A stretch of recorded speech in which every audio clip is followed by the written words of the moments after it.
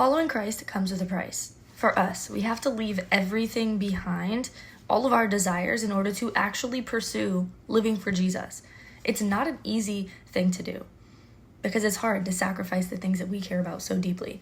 And I'm reading Luke chapter 14, verse 27, and this is where I'm going to begin reading. Jesus himself says, "Whoever does not bear his own cross and come after me cannot be my disciple." Jesus is saying, you cannot be a disciple, a spreader of the good news that Christ has came, died, and rose again, defeating death, sin, and the grave, connecting us to God for the first and only way possible. If you don't basically crucify your desires, crucify yourself to give your life to me, you can't be my disciple. He goes on to give these kind of examples. Kind of good for financial advice as well. Verse 28 says, "For which of you, wanting to build a tower, doesn't first sit down and calculate the cost to see if he has enough to complete it?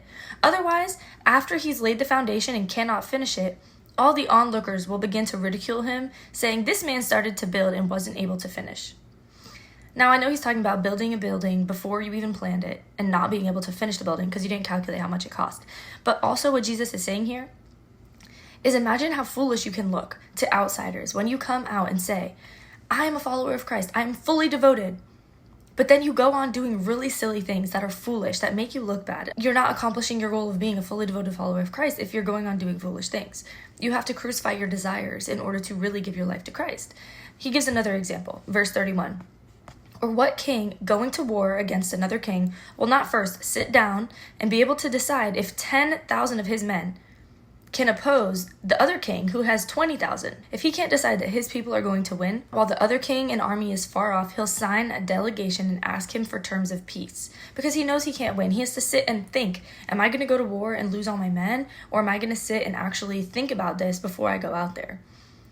Jesus says in verse 33, "In the same way, therefore, every one of you who does not renounce all his possessions cannot be my disciple." Jesus is saying, if you can't leave behind all of your possessions because of me, then you can't be my disciple. You can't go on about spreading the good news and really be a good example.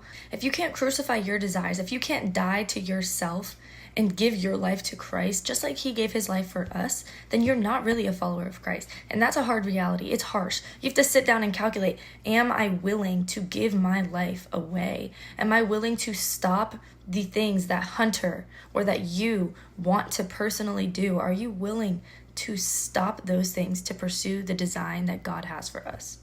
You have to sit down and calculate, what consequences do I have to face if I crucify or die to myself? If I give my life fully surrendered to Christ, what is that going to look like? Jesus says it himself, verse 33, chapter 14 of Luke. "In the same way, therefore, every one of you who does not renounce all of his possessions cannot be my disciple." Jesus wants to see us over here saying, money, I don't need it. Fame, I don't need it. Fortune, wealth, I don't need it. Popularity, I don't need it. Attention, I don't need it. Exaltation, I don't need that either. It is Christ who must be exalted, not us. The human nature is that we should be, number one, that we should be above. But that's just not the design that God has for us. It is Christ whose name should be uplifted. And I know it's hard. It's the cost of following Jesus. Are you willing? Are you willing to calculate and pay that price?